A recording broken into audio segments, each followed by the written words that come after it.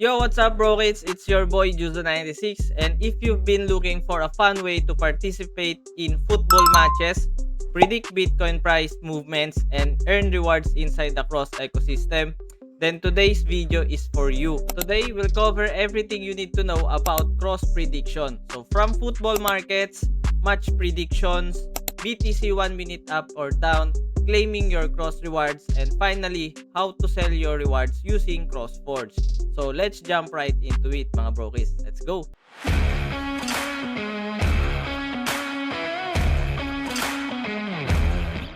So one of the biggest attraction right now inside cross prediction is the football markets. So with major football competition happening around the world, cross lets user predict the outcome of real matches in a simple and exciting way. So like what it's happening around the world, mga tol, meron tayong ginaganap na World Cup, no? Or FIFA World Cup, no? So ito mga brokies, pwede tayong pumili dito, guys, kung sino yung sa tingin natin na mananalo sa mga matches ngayon. So ito, guys. So yan mga tol. So for example mga tol, Belgium versus Egypt, yan, pwede kayo ditong pumili, mag-predict kung sino yung mananalo. Portugal versus Croatia.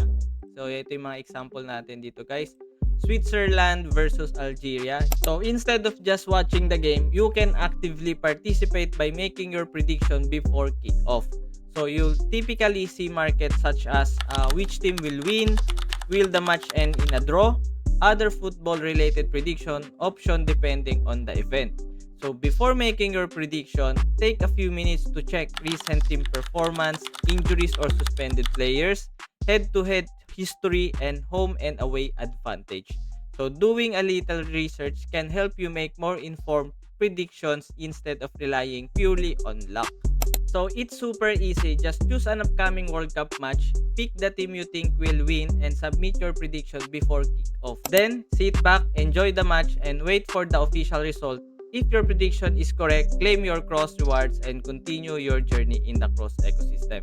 So, if football isn't currently live, don't worry. You can also try the BTC 1 minute up or down market. So, this is one of the fastest and most popular prediction modes on cross. So, every round lasts only 1 minute. So, the question is simple. Will Bitcoin go up or down after 1 minute? So, that's it. So, because rounds are so quick, the experience feels fast-paced and exciting. So, just remember mga tol, no? So, even though it's simple, always manage your risk and never predict with funds you're not comfortable using. Yan. So, ito mga brokies, magbibigay na lang din ako ng disclaimer mga tol. So, this is not financial advice. So, this content is for entertainment purposes only mga brokies, for educational purposes. And always do your own research bago kayo mag-invest or bago kayo mag-predict dito.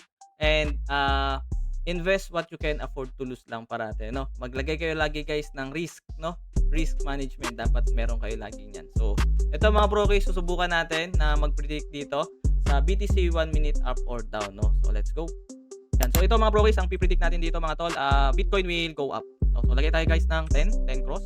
So, buy tayo dito mga brokies. So, kailangan nyo lang ilagin yan mga tol. And voila. So, nandun na agad mga brokies yung ating order. So, if ever na mag-up pa yan mga brokies, yan, nag-up siya.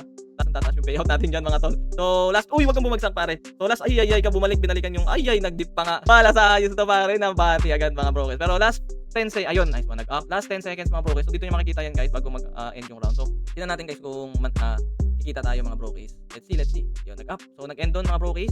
Check natin, potential payout. So, redeem. Yun, nanalo tayo mga brokies. Kita nyo, you won plus 2.40 cross, no? So, ayun. So, ganun na siya kasimple mga brokies, no? And then, syempre, papakita ko na din kayo kung paano mag-predict sa football matches dito mga brokies. So, punta tayo dito guys, event. And then, punta tayo dito sa, dito na lang tayo mga brokies. Yan. So, pili tayo dito guys kung sino sa tingin natin ang mananalo sa laban, no? So, ito guys, July 3, mamaya to. So, 3 AM mga brokies, Spain versus Austria. So, feeling ko mga brokies, dito tayo mga tol, Portugal. Dito na lang ako, Portugal, kila Cristiano Ronaldo tayo mga brokies. So, lalagay ako dito ng cross guys. Magte-10 cross tayo kila Cristiano Ronaldo. Uy, wala na, insufficient na ako mga tol. Wait lang guys ha. Mag-ano muna pala ako, mag-deposit tayo mga brokies. Deposit. And then meron ako 91 cross, deposit tayo ng 10. Ayan, continue. Ayan, so nakapag-deposit na tayo guys, 10 cross. And then dito tayo guys, Portugal. Ayan. Mataas yung ano guys ha, mataas yung Croatia. Feeling ko mas mataas yung ads sa Croatia. 5.26.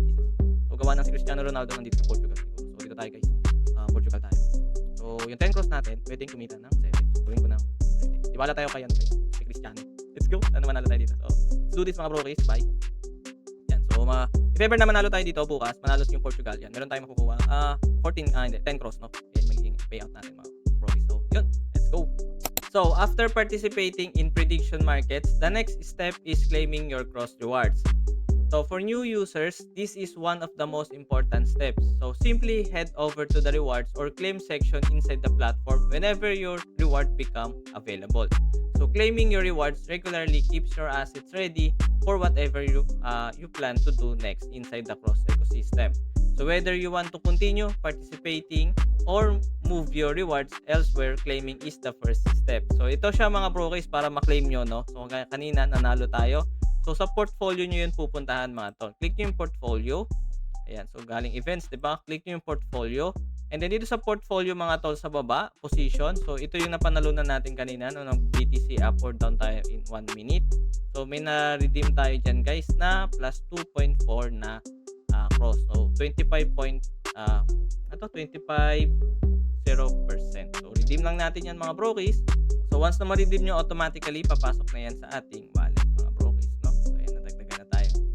So, 2 point something yung nakuha natin. And then, yung match natin, guys, sa Portugal versus Croatia, yan, nasa baba. Tomorrow pa natin yan makikita, no? If ever na manalo dito sila Cristiano Ronaldo, yung Portugal, may makukuha tayo dyan na plus 10 cross. So, yan. So, ganun lang yan siya kasimple, mga brokies. So, finally, let's complete the cycle with CrossForge, mga brokies, no? So, Forge is where you can manage and sell supported assets inside the Cross ecosystem. So, the process is straightforward. Open CrossForge, select the asset you want to sell, review the current market price, confirm the transaction. That's it, mga brokies, no? So, this creates a complete user journey, mga bros. So, dito mga tol, kailangan lang din natin uli i-connect yung ating wallet. Cross using extension. Enter natin ang ating password. So, connect. And then, once connected na yan, mga brokies, punta tayo guys sa Billion token. Dito tayo mag-buy and sell.